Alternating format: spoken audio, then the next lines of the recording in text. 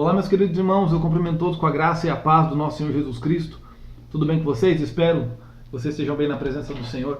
Hoje eu gostaria de conversar com vocês a respeito de um assunto bem específico. Na verdade, nós recebemos muitas perguntas pelo nosso trabalho na Missão Evangélica Valentes da Libertação, e um dos assuntos recorrentes é libertação. Eu acredito que de todos os assuntos que nós tratamos, libertação faz parte de quase 70% de tudo que nós tratamos no resgate de perdidos.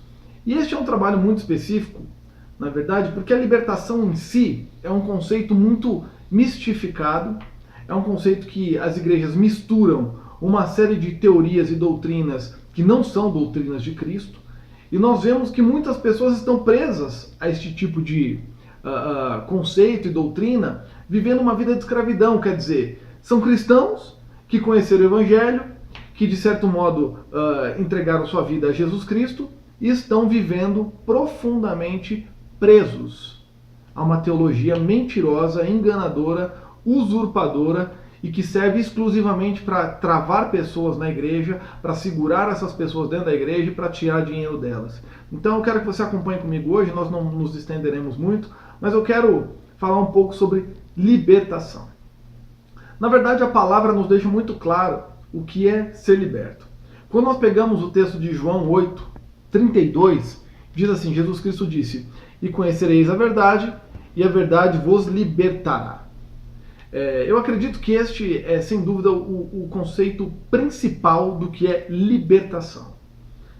Eu atendo uma série de pessoas, até mesmo pelo nosso trabalho na Valência da Libertação, no site, enfim, respondendo dúvidas, e a grande dúvida da maioria desses cristãos que vivem em sofrimento é: pastor, eu estou há anos na igreja e até hoje eu não fui liberto.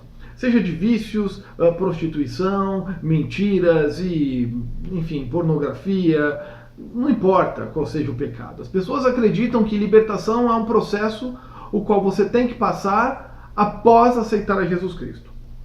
E ele não tem nada a ver com realmente o que é ser liberto. O conceito de libertação não tem absolutamente nada a ver com um ritual que deve ser feito após a sua conversão. Por exemplo, você aceitou Jesus Cristo, ele se tornou o Senhor da sua vida, você entregou a sua vida a Cristo, enfim, agora você decide seguir a palavra de Deus, viver a palavra como ela deve ser vivida, e de certo modo você participa de um culto de libertação. Acredito que muitos de vocês que estão assistindo esse vídeo já participaram de cultos de libertação, e eu quero dizer para você, antes dessa explicação, não participe mais. E você vai entender por quê. Cultos de libertação nada mais são do que usurpação do Evangelho. Eles estão enganando você. Eu vou te explicar o porquê. Quando Cristo morreu na cruz por nós, ficou muito claro qual foi o primeiro objetivo dele. Era salvar a humanidade. O primeiro objetivo de Cristo sempre foi salvar a humanidade. Por que eu falo o primeiro objetivo? Porque o segundo sempre foi levar as pessoas à conversão. Poxa, pastor, mas a conversão não era o primeiro objetivo? Claro que não. O primeiro motivo, o objetivo era a morte pela humanidade. Ele precisava morrer por todos, para que o processo de conversão depois tivesse efeito sobre a vida do ser humano. Então, primeiro ele morreu na cruz, depois ele enviou os apóstolos, e aí os seus discípulos que se tornaram apóstolos foram evangelizar a terra. Veja, não foi inverso. Ninguém foi evangelizar a terra antes da morte de Cristo. Eles participaram do ministério de Cristo, mas eles não evangelizaram a terra antes. Então o primeiro objetivo de Cristo era salvar a humanidade com a morte na cruz. Segundo objetivo, evangelizar a terra, para que essa morte na cruz fosse eficaz na vida daqueles que o aceitam como Senhor. Pois bem, então, quando Cristo foi levantado no madeiro, o que é o madeiro? A palavra diz, é a cruz, ela era de madeira. Quando ele foi levantado no madeiro, ele foi atraído todo o pecado para ele. Então diz assim o texto, olha, eu vou ler para vocês, estou aqui com o texto do meu lado. Em 1 Pedro 2:24 ele diz assim, ele levou pessoalmente todos os nossos pecados em seu próprio corpo sobre o madeiro, a fim de que morrêssemos para os pecados e então pudéssemos viver para a justiça. Por intermédio das suas feridas fostes curados. Aí diz também o texto de 1 Pedro 3,18, pois Cristo também foi sacrificado uma única vez por nossos pecados, o justo pelo injusto, com o propósito de conduzir-nos a Deus, morto, de fato na carne, mas justificado no Espírito. Olha só, 2 textos que nós encontramos em 1 Pedro. Então, eles nos remetem a entender o seguinte: Cristo morreu na cruz pelos nossos pecados. A expiação do pecado, quer dizer, a destruição do pecado, ocorreu com o objetivo claro de te fazer livre. Como então a teologia da libertação te escraviza?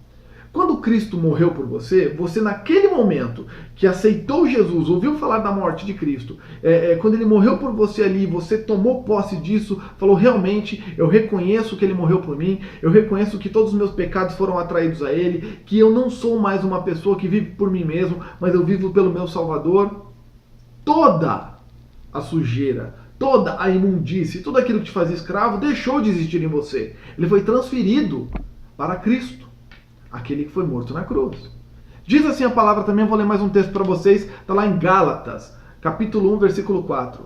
Que se entregou voluntariamente por nossos pecados, a fim de nos resgatar deste atual e perverso sistema mundial, segundo a vontade de Deus, nosso Pai. Isso aqui também é a versão King James, mas você encontra na Almeida, enfim, outras versões.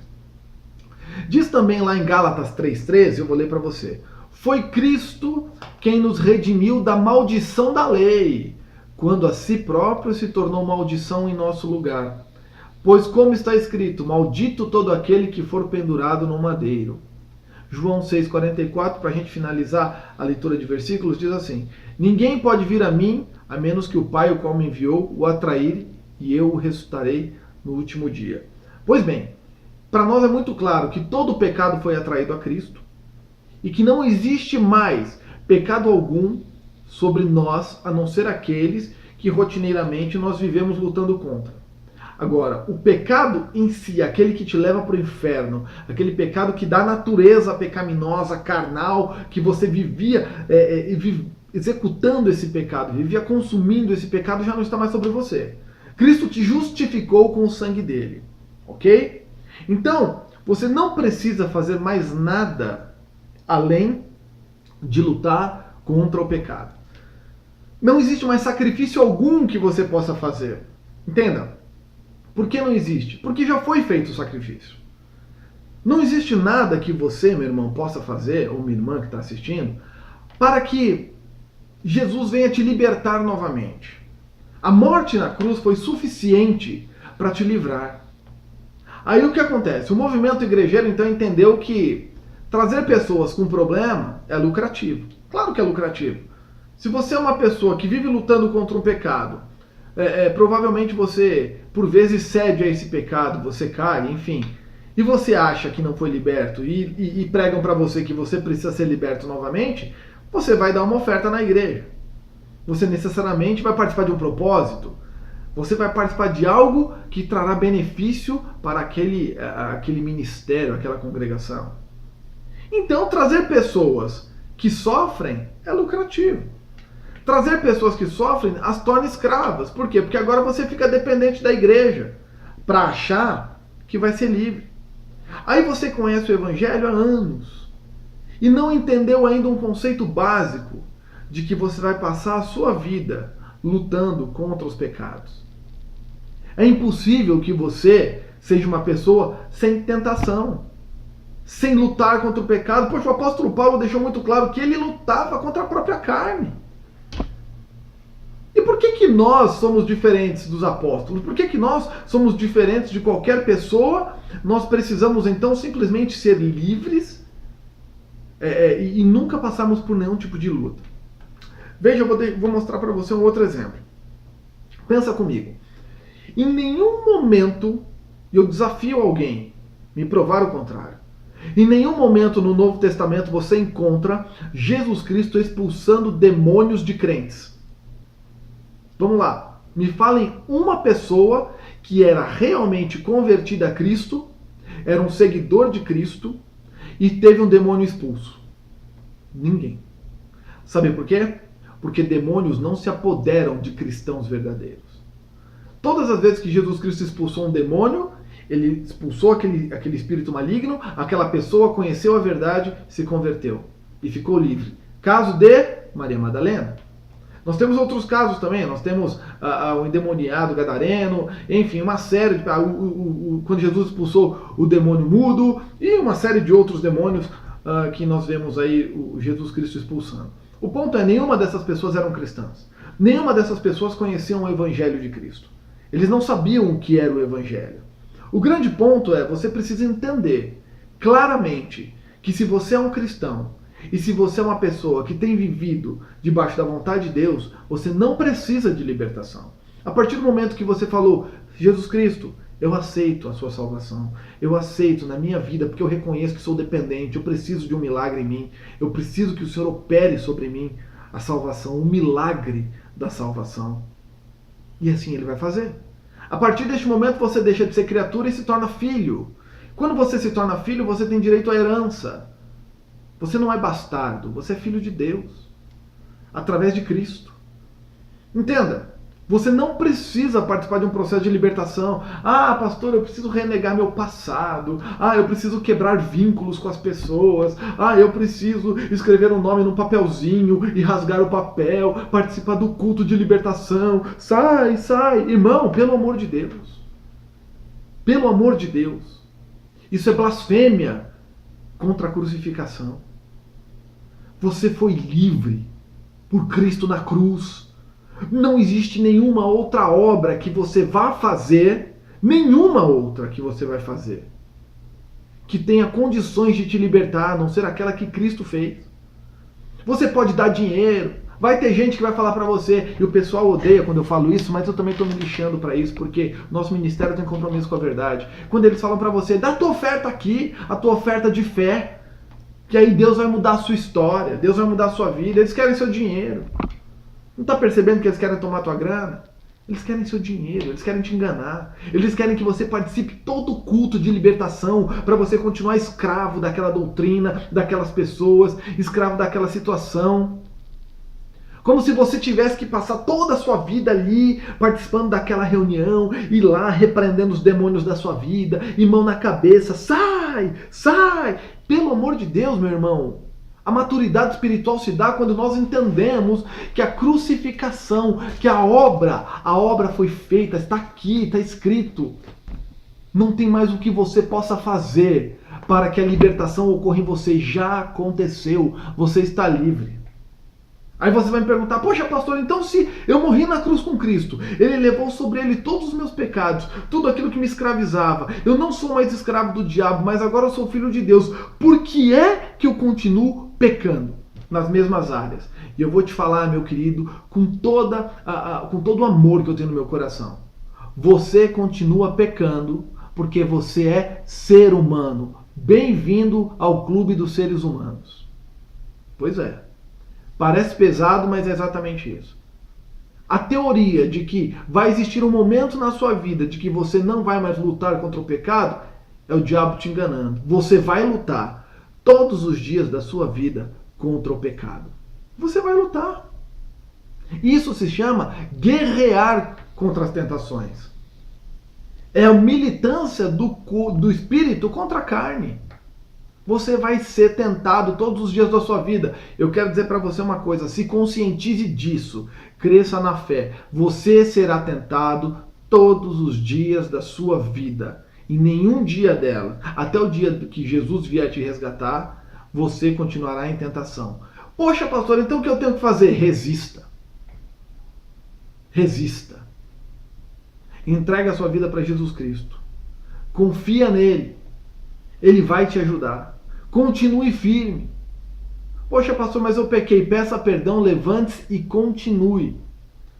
Todo tipo de pecado existe na terra.